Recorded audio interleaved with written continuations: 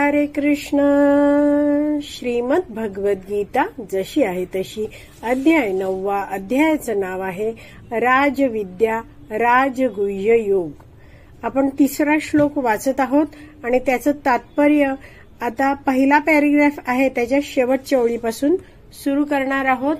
सुरू करण्याआधी श्रील प्रभुपादांना प्रार्थना करूया. हे श्रील प्रभुपाद, आम्ही श्रीमद भगवद गीता हा ग्रंथ वाचून समजून घेण्याचा प्रयत्न करीत आहोत. त्यासाठी आम्हाला आशीर्वाद द्या. धन्यवाद प्रभुपाद. तर श्लोक क्रमांक 3 आहे, त्याचं भाषांतर वाचते आहे. भगवान श्रीकृष्ण अर्जुनाला म्हणत आहेत, हे परमतप अर्जुना, ज्यांची या भक्ती मार्गावर श्रद्धा नाही त्यांना माझी प्राप्ती होऊ शकत नाही. म्हणून या भौतिक जगतामध्ये जन्म मृत्यूच्या मार्गावर त्यांचे म्हणजे ज्यांची भगवंतांवर श्रद्धा नाहीये, भक्ती मार्गावर श्रद्धा नाहीये, त्यांचे जन्म मृत्यूच्या मार्गावर पुनरागमन होते. तर इथे आता पहिला पॅरेग्राफ आहे तात्पर्याचा, त्याचा शेवटची ओळ वाचूया. श्रीमद भागवतात 4.31.14 मध्ये सांगितल्याप्रमाणे. तर हा जो श्लोक आहे तो आपण जर ग्रंथात बघितला तर 4 ओळींचा आहे. इथे असा लिहिला आहे तो, पण त्याची चाल आहे ती 4 ओळींची. आपण गाऊया. यथा तरोर्मूल निषेचनेन तृप्यन्ति तत्स्कंदभुज उपशाखाः प्राणोपहाराच्च यथा इंद्रियाणां तथा एव सर्व अर्हणम् अच्युत इज्जा. वृक्षाच्या मुळाशी पाणी घातल्याने वृक्षाच्या शाखा, डहाळ्या, पाने इत्यादी सर्व काही टवटवीत होतात आणि पोटाला अन्न पुरवल्याप्रमाणे शरीराची सारी इंद्रिये तृप्त होतात. त्याचप्रमाणे भगवंतांच्या दिव्य सेवेमध्ये युक्त झाल्याने सर्व देवदेवता आणि इतर जीव आपोआपच संतुष्ट होतात. तर हा अतिशय प्रसिद्ध श्लोक आहे. ह्याचे शब्द जरा जाणून घेऊया. यथा तरो मूल निषेचनेन. तर तरो म्हणजे वृक्ष, झाड. तर तरो मूल झाडाच्या मुळाशी, निषेचनेन म्हणजे पाणी पुरवल्याने काय होत जातं? तृप्यंती तृप्त होतात. काय होतात? तत् म्हणजे त्या वृक्षाच्या स्कंद, खोड, भुज, शाखा, उपशाखा म्हणजे ज्या छोट्या फांद्या आहेत वगैरे ते सगळे आहेत, ते सगळ्यांना शक्ती मिळते. आणि पुढे म्हटलं आहे प्राण उपहारात. तर प्राण म्हणजे शरीर जे आहे त्याला प्राणवायू मिळतो आणि उपहारात म्हणजे अन्न पुरवलं जातं. च यथा इंद्रियाणाम. तर जसं शरीराला पुरेशा प्रमाणात प्राणवायू मिळतो आणि पुरेशा प्रमाणात अन्न पुरवठा जेव्हा केला जातो तेव्हा सर्व इंद्रियांना शक्ती मिळते. आणि पुढे म्हटलं आहे की तथा एव सर्व अर्हणम अच्युत इज्जा. तर अच्युत म्हणजे भगवान श्रीकृष्ण आणि इज्जा म्हणजे आराधना. शेवटचे शब्द आहेत श्लोकाचे. तर जेव्हा आपण भगवंतांची आराधना करतो तेव्हा इथे दिलंय बघा, तथा एव सर्व अर्हणम. तर सर्व जे देवता आहेत ते काय आहेत? आपोआपच तृप्त होतात. जसं झाडाच्या मुळाशी पाणी घातल्याने झाडाचे सगळे जे अंश आहेत ते तृप्त होतात, त्याचप्रमाणे भगवंतांची आराधना केल्याने सर्व देव आहेत ते आपोआपच तृप्त होतात. आणि का? कारण की सगळे देव आहेत ते भगवंतांचे अंश आहेत. तर हे शब्द या श्लोकाचे आपण जाणून घेतले आहेत. तर थोडं याबद्दल आणखीन जाणून घेऊया. श्रील प्रभुपाद प्रवचनात सांगतात की आपण देवतांचा कधीच अनादर करायचा नाही. देवता या कशा आहेत? भगवंतांचे खास असे सेवक आहेत आणि भगवंतांनी त्यांना खास सेवा दिल्या आहेत आणि ते सेवा देवता करतात. पण आपण देवतांचं स्थान काय आहे, भगवंतांचं स्थान सर्वोच्च आहे, हे सगळं जाणलं पाहिजे. देवता या भगवंतांच्या सेवक असतात, पण त्यामुळे त्यांचा अनादर आपण करायचा नाही. पण मग हा श्लोक इथे देऊन प्रभुपाद सुचवतायत काय, की या श्लोकानुसार भगवान श्रीकृष्णांची जेव्हा आपण भक्तिमय सेवा करतो तेव्हा वेगळी देवतांची पूजा करण्याची काहीच आवश्यकता नाहीये. देवता हे भगवंतांचे अंश आहेत आणि भगवंतांचं पूजन भक्ती केली की आपोआपच देवता आहेत त्या संतुष्ट होतात, खुश होतात. तर एक वैष्णव आचार्य समजावतात की झाडाच्या मुळाला पाणी घालतो तेव्हा त्या झाडाचे सगळे जे अंश आहेत, डहाळ्या, शाखा, पाने, ही सगळी टवटवीत होतात, त्यांचं पोषण होतं. पण झाडापासून तुटून वेगळी झालेली पानं आहेत, जी तुटून बाजूला पडलेली एखादी फांदी आहे, ती मात्र त्या झाडाच्या मुळाला पाणी घातल्याने ती तुटलेली फांदी काही संतुष्ट होत नाही, तिला काही शक्ती मिळत नाही. तसंच आपण जेव्हा भगवंतांची भक्ती करतो, भगवंतांचं पूजन करतो, तेव्हा भगवंतांशी जोडले गेलेले जे सगळे जीव आहेत ते संतुष्ट होतात. पण भगवंतांचे द्वेष करणारे जे जीव असतात ते मात्र संतुष्ट होत नाहीत. का? कारण जसं झाडापासून तुटलेली फांदी झाडाशी जोडली गेली नाहीये, त्यामुळे झाडाच्या मुळाला घातलेलं पोषण आहे ते तिला मिळत नाही, तसंच जे जीव भगवंतांशी जोडले गेलेले नाहीयेत ते काय करता आहेत, ते कधीच भगवंतांची आपण जेव्हा सेवा करतो तेव्हा ते जीव आहेत ते संतुष्ट होत नाहीत. तर यासाठी एक उदाहरण दिलं जातं की जसं छोटा बाळ प्रल्हाद आहे 5 वर्षाचा, तो भगवान श्रीकृष्णांची दृढपणे भक्ती करत होता. पण त्यामुळे त्याचा जो हिरण्यकश्यपू पिता होता, जो काय आहे असुर आहे, राक्षस आहे, तो मात्र भगवंतांचा द्वेष करत होता आणि त्यामुळे प्रल्हाद भक्ती करतो आहे हे पाहून हिरण्यकश्यपू कायम असंतुष्ट राहायचा, द्वेष करायचा. तर आपण हे जाणलं आहे की भगवंतांची भक्ती केल्यामुळे काय होतं, सगळेच देवता आहेत त्याही संतुष्ट होतात आणि सगळे जीव आहेत ते पण आपोआप संतुष्ट होतात.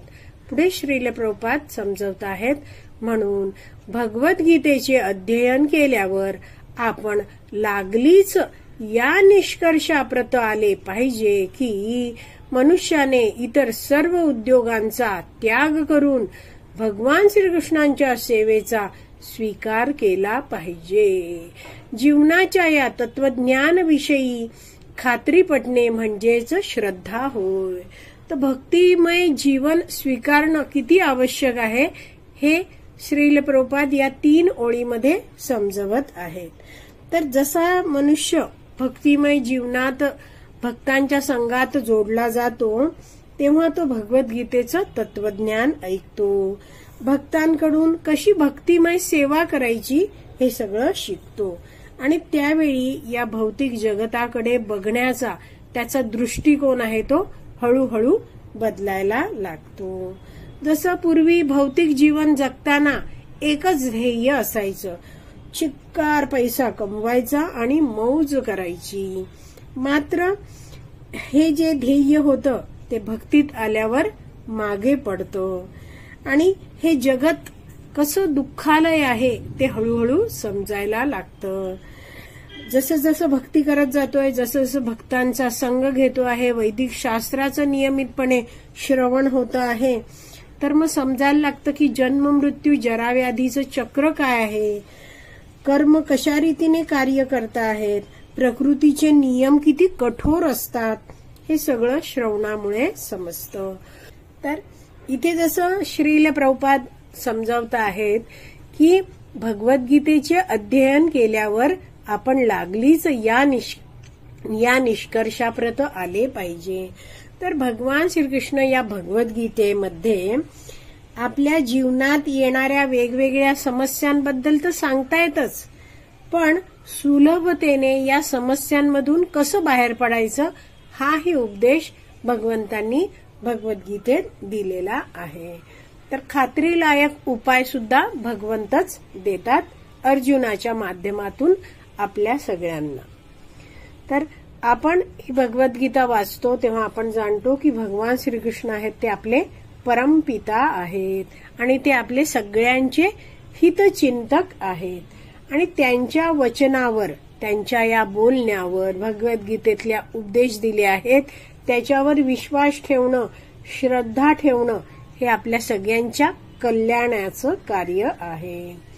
म्हणून इथे श्रील प्रभुपाद म्हणता आहेत की या भगवद्गीतेचे अध्ययन केल्यावर आपण लागलीच या निष्कर्षाप्रत आले पाहिजे की मनुष्याने इतर सर्व उद्योगांचा त्याग करून भगवान श्रीकृष्णांच्या सेवेचा स्वीकार केला पाहिजे. जीवनाच्या या तत्वज्ञानविषयी खात्री पटणे म्हणजेच श्रद्धा होय. तर हे जीवन, भौतिक जीवन आपण जगतो आहोत तर त्यामध्ये द्वंद्व येतच आहेत. आपल्याला जीवनात जगताना कधी मान मिळतो, कधी अपमान होतो, सुख येतं, कधी दुःख येतं, लाभ होतो, कधी हानी होते, कधी जय होतो तर कधी पराजयाला सामोरं जायला लागतं. तर हे सगळं या भौतिक जगतात आपण कुठेही असू आपल्या जीवनात हे येतच राहणार आहे, अगदी जीवन संपेपर्यंत.